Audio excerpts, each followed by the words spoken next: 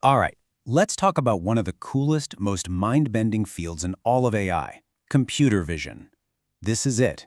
This is the technology that's all about teaching machines to actually see and understand the world around them, kind of like we do. It's about turning the raw, chaotic mess of pixels from a camera into something that actually makes sense. So here's our game plan. First, we'll get into how a machine's idea of seeing is totally different from ours. Then, we'll break down how images become data. After that, we'll cover the three main jobs a vision model can do, meet a few of the all-star models you should know, and finally, we'll see where this tech is already popping up all around you. Okay, first up, seeing like a machine. To really wrap your head around computer vision, you've got to start with this one massive idea. Machines do not see the world the way we do, not even close. It's a completely alien way of perceiving reality. I mean, think about it. You look at a picture of a busy street and bam, you instantly see cars, people, buildings, the sky. Your brain just gets it. It's intuitive. But a computer? How does it even begin to make sense of all that visual noise without any intuition, without any life experience? And this right here is the absolute key difference. For us humans, it's eyes plus a brain, which equals the seamless, intuitive understanding. But for a machine, it's a camera plus code, which equals a whole lot of math. It doesn't see a car, it sees a giant grid of numbers that it has to crunch. So that brings us to our next section. How does this translation from a vibrant visual image into cold, hard numbers actually work? This is where the magic really starts to happen, turning our world into a language a machine can finally speak. If you take away just one thing today, let it be this. For a computer, every image you've ever taken, every movie you've ever watched, is just a giant spreadsheet. That's it. Forget art or emotion. It's just a grid of numbers, and each little cell in that grid, that's a pixel. So let's make this real. Check out this simple grid. Let's say a 0 means a black pixel, and 255 means a white pixel. A computer doesn't see a shape here. It literally just sees this table of numbers.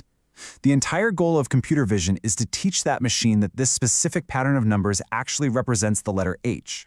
Now, in the old days, this was a total pain. Programmers had to write rules by hand. Things like, if you see a straight line here and a curve there, it might be a P. It was super fragile. But the modern way, oh, it's a total game changer thanks to deep learning.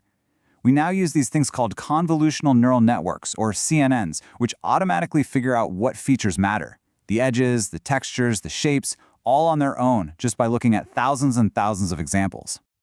Okay, so the machine can read an image as data. Now what? What can we actually ask it to do?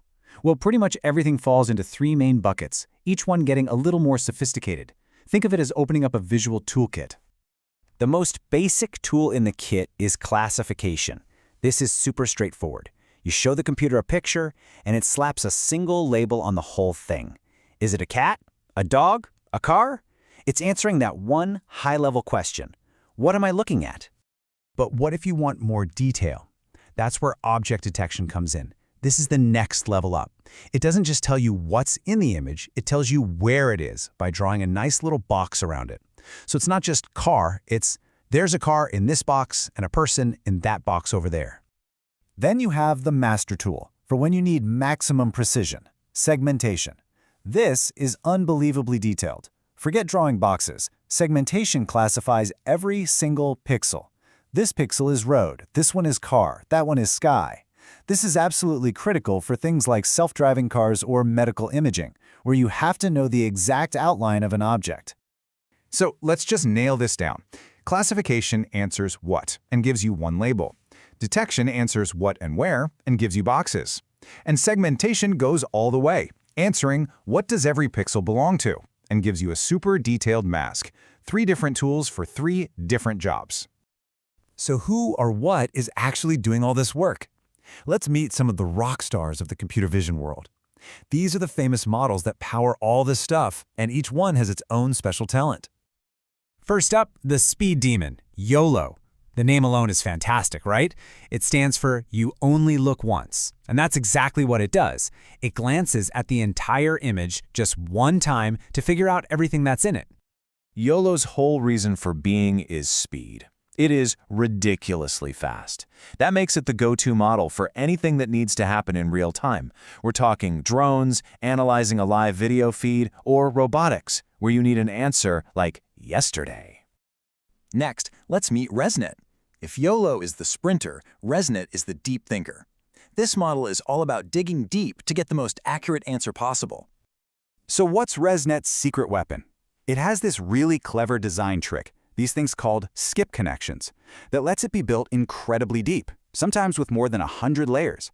All that depth lets it learn these really subtle and complex patterns and images, making it the champion for stuff like scientific research, where you absolutely have to be right. And finally, meet MobileNet, the lightweight champion of the world. Because let's be real, not every device has the horsepower of a giant server room. And that's exactly where MobileNet comes in to save the day. MobileNet is built from the ground up to be lean and efficient. It sips power instead of guzzling it. That makes it perfect for things that have to run on your phone or on a small, smart home device. You know, Face Unlock? That's the kind of magic MobileNet makes possible, all without vaporizing your battery. All right, final section. We've talked theory, we've met the models. Now let's bring it all home and look at where this technology is no longer an abstract idea, but a real part of our everyday world. Hey, just so you know, getting these models out into the wild follows a pretty standard path. You collect a massive data set of images, you clean them up, you use them to train a model like YOLO or ResNet, you test it to make sure it's not terrible, and then you finally deploy it onto a real device. And the results of that pipeline are, well, they're everywhere. It's in hospitals, helping doctors spot cancer on X-rays. It's the brains behind Tesla's autopilot. It is literally in your hand with your phone's Face ID. It's what makes those cashierless Amazon Go stores work. It's giving sight to robots on factory floors. This isn't sci-fi anymore. It's here. So, we've journeyed all the way from a single pixel to seeing how this technology is reshaping our world. We have, in a very real sense, given machines the gift of sight. And that leaves us with one heck of a question, a really important one. Now that they can see, what are the things we should be teaching them to look for?